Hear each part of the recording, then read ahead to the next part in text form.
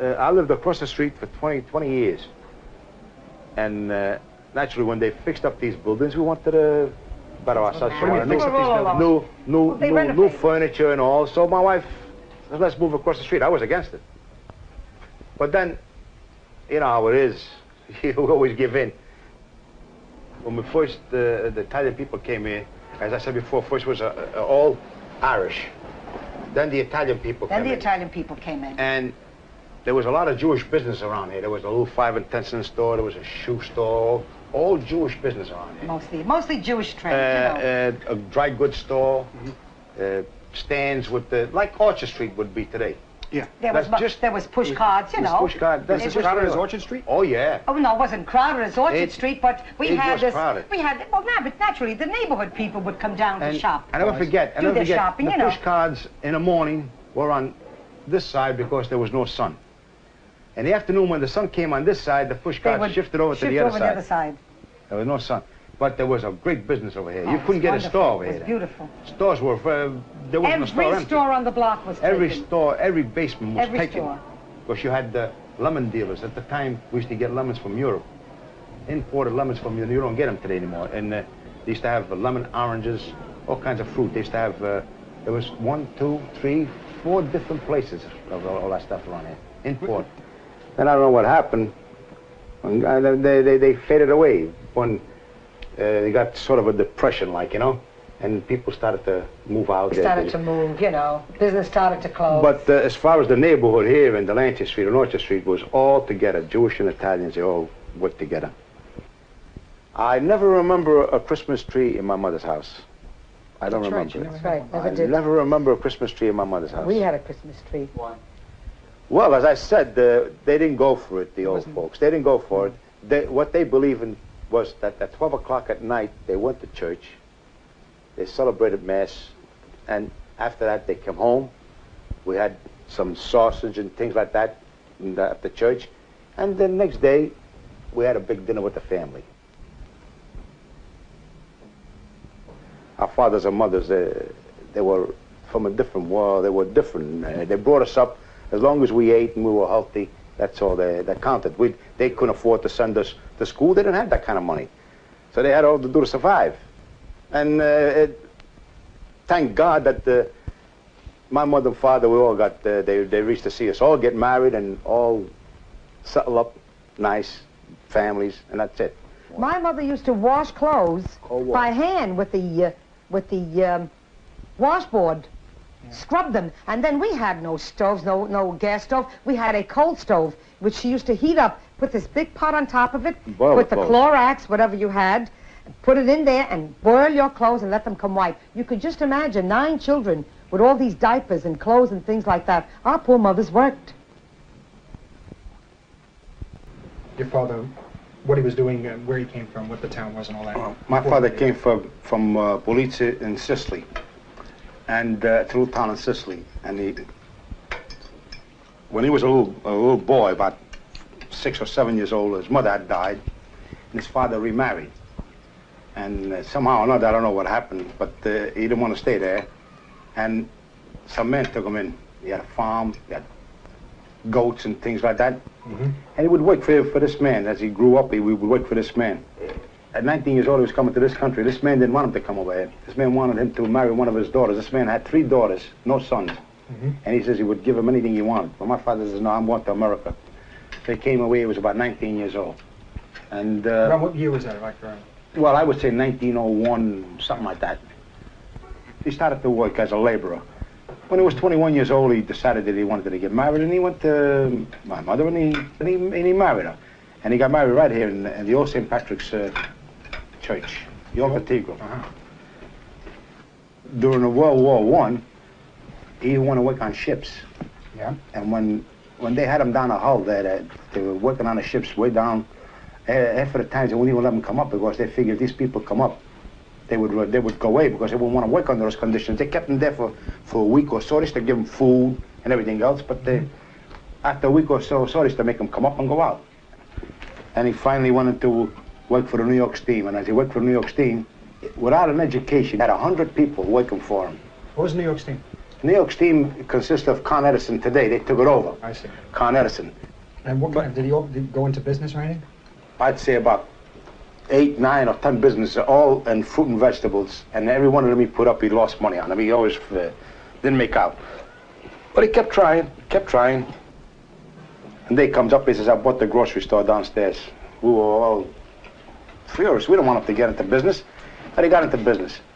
And the New York Steam people came over to him. They wanted him back again. He wouldn't go back. He says, no, I got my own business, and that's it. Because my father was the type of a man, he wanted to be in business. He always told me, anytime you're in business, you can owe all the money in the world, but you always got money in your pocket when you're in business.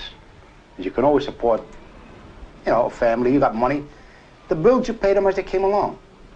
Finally, after so many years, he lost it too. And he lost it just at the time when the Second World War started. As far as my mother goes, well, she was a strong woman. My father would never get into arguments with anybody. She would face them. My father would always, she would push my father always on the side. She was a very strong woman, even with us, with the children. And she had to say something, she told you, and that was it. And you couldn't answer her. He was tough. When did she come over? And what kind of boat trip? I mean, you know. Oh, she had tell us a little about that. Bad. When she came over. When she came over, she says she almost died on a trip there. The boats were small, were very small. But they came. It took her over a month to get over here by boat. Like our mother, the same thing. They came over here. The boats were, the waves. They thought they'd never make it. And they came over here. Her mother then came over here years ago, but I don't remember her. Yeah. And she died, you know, and all that. My mother was she was a real whip. Because I remember as a little boy, we used to have in 241 we had 2 boarders. We had, you know, what the room, 2 boarders. I mean, people that lived with us. Yeah. In the kitchen, where you see the kitchen, used to be a bedroom. Yeah, but they used to pay. Oh yeah, my mother used to cook for them, wash their clothes, and used to pay. So how many people were in the rooms? There was 2 boarders. Me, my father, I was born as Rosie, Mo, me, Mikey, and Joey, and Fan. We were 7, and 2 was 9. How many rooms? Oh, there's the kitchen, 4 rooms over. That's all, 4 small rooms. There was no such thing as elaborate rooms. You know what that was? You had no furniture then. You had the beds. Bed and chair. In the daytime, you pick them up and you had the room. And at night time, you fold them down and then you go to sleep. Oh, I think it was. I think it was. And of course, what town was this and where? Bogina. In Sicily. In Sicily, Bogina. In Sicily too. See, he was different nationality from us. Well, the towns were one after another. The town was one right after the other. One after another. Told me nothing. This day, they were coming through the town, through my mother's town. Of course, everybody comes out on the balconies to look at the soldiers going by. They're in uniform. They're beautiful. He wore a blue uniform with a hat with a big white plume on it, and he was on horseback. And of course, my mother was on the balcony, and when he passed through, he looked at her and she looked at him, and it was sort of love at first sight. So he brought out an instance that he said that the balcony was so low that if she just put her hand down, she could That's the truth. She could touch him. We saw it. Now, when I went to Italy, I asked my aunt to take me over to my mother's house where she lived. They brought me over to the house, and that was true. I took a picture of it, and the balcony was really that low that you could have touched him. See? Well, anyway. You lost all the film? Sure. Sure. On account of somebody touched the camera. That was it. Big-hearted herd. He's got to make everybody fiddle around with the camera. You know, touch this and touch that, and I lost my mother's picture. But I'm going to take another one of it. Well, anyway, then, of course, they fell in love. So they courted for about 22 days, and then they got married. So my sister was about 6 months old, and he kept calling her to come to America. But my mother didn't want to come. She was afraid of the boat. And every time he would call, come to America, it's nice over here, it'll be different living. Well, anyway, to make a long story short, he got so mad, he says to her in the next letter, if you don't come to America, I'm going to leave you.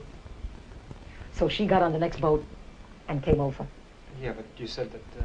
She didn't want to get on the boat. She didn't want to. Every time she got on the boat, she turned back. They tricked her. They tricked her into getting on the boat. He was going to America with her. He says to her, I'm going to America too with you.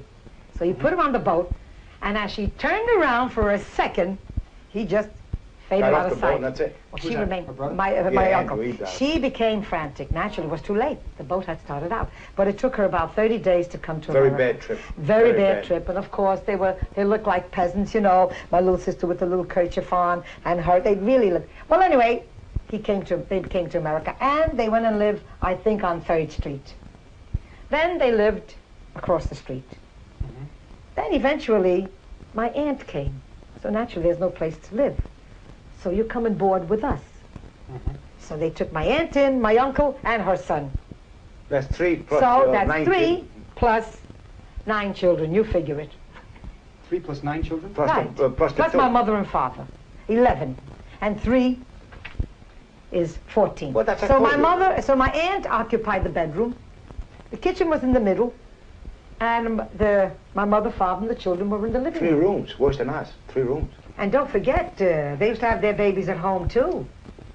No, Don't think there was no hospital. such thing as They used to a call the thing as midwife, a and the midwife would come in. That's So right. you were born here? The twins were born at home. The twins are who? Me and my brother Charles. And of course there was such a big row that time over the twins. Somebody wanted the girl, the other one wanted the boy. What do you mean somebody wanted? They want to take them. Because they got excited. 2 kids. How are you going to feed all these kids? Oh, you So mean one they woman wanted to says, take- don't get excited, I'll take the girl. What do you think this is? What do you think this is? A bargain basement? I'll take the boy? What is this?